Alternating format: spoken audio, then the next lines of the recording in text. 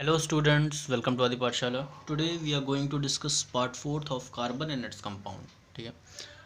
आज के वीडियो में हम लोग ओपन चेन को डिस्कस करेंगे। ठीक है, ओपन चेन कंपाउंड्स क्या होते हैं और उसके बाद अगले वीडियो में क्लोज चेन को डिस्कस करेंगे क्योंकि ओपन चेन ऑलरेडी बहुत ही बड़ा है। ठीक है, चलिए स्टार्ट करते हैं। ठीक है, एंड प्लीज़ जो भी बच्चे फोर्थ वीडियो से स्टार्ट कर रहे हैं वो पहले वाला वीडियो, इसके जस्ट पहले वाला तीसरा पार्ट इसका देख लो, नहीं तो ये समझ में नहीं आएगा। ठीक है, वैसे उसमें इंट्रोडक्शन था। ठीक है, कनेक्टिविटी नहीं मेंटेन हो पाएगी आपकी। ठीक है, देखिए अभी क्या ओपन चेन क्या होते हैं? These compounds can have chain और branch structure but not ring. ये क्लोज्ड नहीं होते, मतलब इनका जो स्ट्रक्चर होगा वो ऐसा होगा। देखो सी सी सी सी ऐसा कनेक्शन बनेगा, बट कभी भी ऐसा स्ट्रक्चर नहीं होगा। बेंजीन या साइक्लोएल्केन साइक्लिक कंपाउंड नहीं होंगे ये। ठीक है, इनका क्लोज स्ट्रक्चर नहीं बनेगा, बट इनका ऐसा, ठीक है, प्लेन चेन इनकी बन सकती है।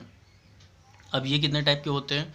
बेसिकली दो टाइप के होते हैं। एक हो गया सेचुरेटेड हाइड्रोकार्बन, HC मतलब हाइड्रोकार्बन। ठीक है, और एक होगा अनसैचुरेटेड हाइड्रोकार्बन। सैचुरेटेड का मतलब है कि वो सेटिस्फाइड हो। ठीक है, और सेटिस्फाइड होने के लिए मतलब इनको सैचुरेटेड और नॉन सैचुरेटेड इनकी बॉन्डिंग के बेसिस पे कहा गया। ठीक है, इन कंपाउंड के बीच में single bond, carbon carbon atom के बीच में सिंगल बॉन्ड होता है। ठीक है, तो इन्हें alkenes, sorry this is alkene. ठीक है, इन्हें एल्केन्स की कैटेगरी में एल्केन ANE। ठीक है, एल्केन की कैटेगरी में इन्हें डाला गया है। अब इसमें होता क्या है देखो आप, इन कंपाउंड्स को एल्केन कहते हैं, जैसे methane, propane, butane, pentane, hexane, heptane, ऐसे इनका नाम है। ऐसे तरह अलग अलग कंपाउंड हैं। ठीक, इनका जनरल फार्मूला क्या होता है? जनरल फार्मूला लिखा है CnH2n+1। ठीक है, sorry CnH2n+2, sorry this is 2, या ये 2 रहेगा, CnH2n+2। और जहाँ पर n क्या है? 1 2 3 4 5। अब C और H का मतलब कार्बन। अब यहाँ पे n की वैल्यू 1 रखोगे। ठीक है, देखो अगर आप यहाँ पे n की वैल्यू 1 रखोगे फॉर्मूले में, CnH2n+2 n रखोगे, सॉल्व करोगे तो वैल्यू आएगी CH4, तो ये हो गया मेथेन।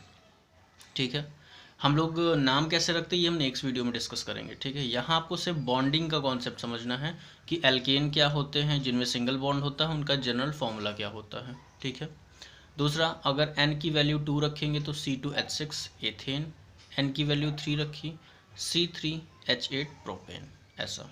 ठीक है, अनसैचुरेटेड हाइड्रोकार्बन्स क्या होते हैं? देखो अनसैचुरेटेड होने का मतलब वो डबल बॉन्ड बनाते हैं, मतलब सिंगल बॉन्ड, मतलब hydrogen is not enough to satisfied. ठीक है, हाइड्रोजन एटम जो इसके आसपास होते हैं उनका नंबर कम होता है, जिसकी वजह से इन्हें सेल्फ शेयरिंग करनी पड़ती है। तो इनके बीच में डबल बॉन्ड या कभी कभी ट्रिपल बॉन्ड भी होता है। ठीक है, और ऐसा नहीं होगा कि सबके बीच में डबल डबल ट्रिपल ट्रिपल हो, एक डबल बॉन्ड होगा या एक ट्रिपल बॉन्ड होगा, बाकी सब सिंगल सिंगल बॉन्ड होंगे। ठीक है, तो इस वजह से ऐसे हाइड्रोकार्बन्स को अनसैचुरेटेड हाइड्रोकार्बन्स कहा गया है। ठीक है, देखिए अब ये कितने टाइप के हैं भाई? जनरली दो टाइप के हैं, एल्कीन्स है और एल्काइंस है। दोनों को हम देखेंगे। ठीक है,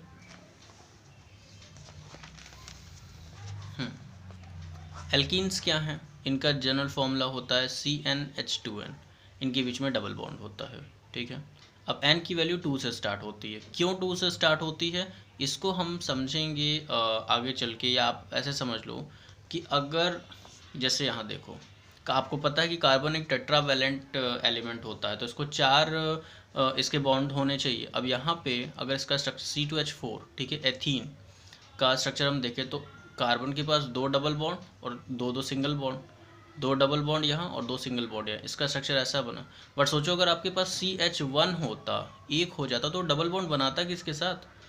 आप देख लो यहाँ पे, अगर ये कार्बन है, CH2 एक स्ट्रक्चर है, तो C ने इन दोनों के साथ एक सिंगल सिंगल बॉन्ड बनाया, बाकी के 2 बॉन्ड तो खाली रह गए। ये कैसे बनेंगे? ये कैसे मेंटेन होगा? इसके लिए एक्स्ट्रा हाइड्रोजन चाहिए होगा या कोई अदर एलिमेंट चाहिए होगा। इस वजह से ये n की वैल्यू 1 से यहाँ स्टार्ट नहीं होती है। ठीक है, और साइक्लिक कंपाउंड में भी ऐसा कॉन्सेप्ट होता है जहाँ वैल्यू 1 से स्टार्ट नहीं होती। तो ये आप दिमाग में रखिएगा।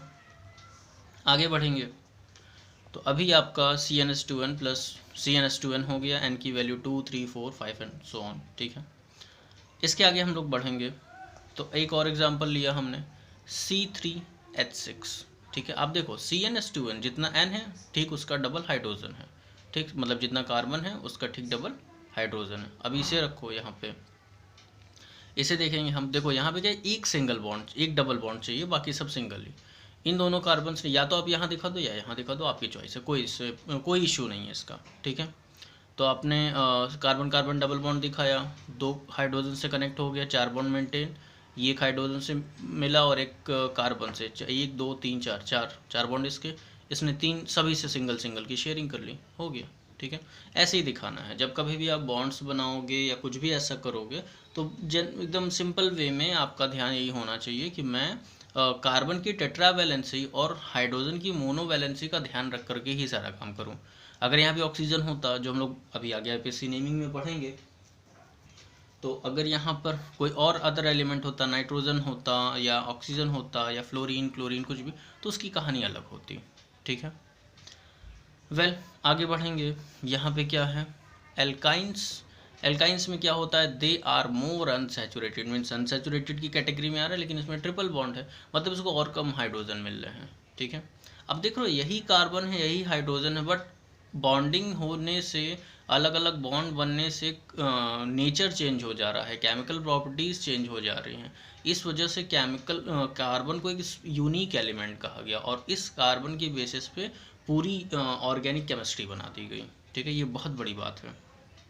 देखिए इसका जनरल फॉर्मूला क्या है, CnH2n प्लस -2, ठीक है, -2। अब क्या होगा भाई, यहाँ नंबर कम ही रहेगा, यहाँ पर भी आपको 2 से स्टार्ट करना है, ठीक है। डबल ट्रिपल बॉन्डिंग में 2 से स्टार्ट करना है। अब देखो जो क्लोज ओपन चेन है उसकी बात कर रहे हैं, क्लोज चेन में फॉर्मूला बदलेगा, हल्के फुल्के से चेंजेस आएंगे, ठीक है।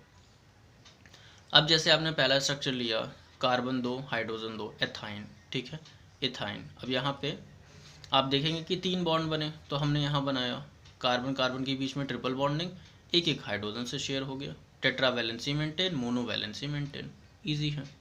आप प्रैक्टिस करोगे, जो फॉर्म चीज़ें यहाँ दिख रही हैं उन पे भी प्रैक्टिस करोगे तो बड़े आराम से आ जाएगा। थोड़ा आगे और चलेंगे, C3H4 प्रोपाइन, ठीक है। अब ये नाम कैसे हो रहा है, नेमिंग का वीडियो आगे बनेगा, ठीक है, और उसी में हम लोग क्लोज रिंग को भी पढ़ेंगे या क्लोज चेन को भी पढ़ेंगे।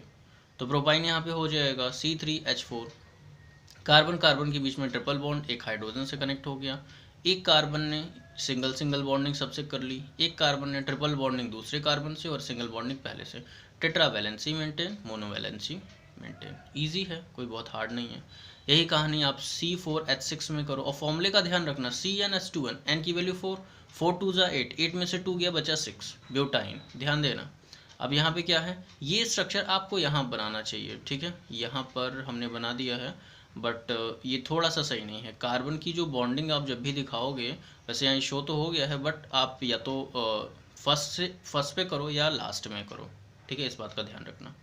अब इस कॉन्सेप्ट का डिस्कशन हम लोग आगे करेंगे।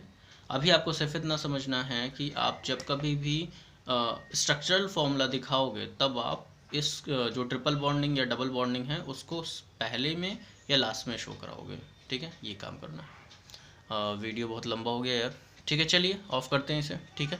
प्रैक्टिस करते रहिएगा बच्चों, पढ़ाई करते रहिएगा, ठीक है, बाय।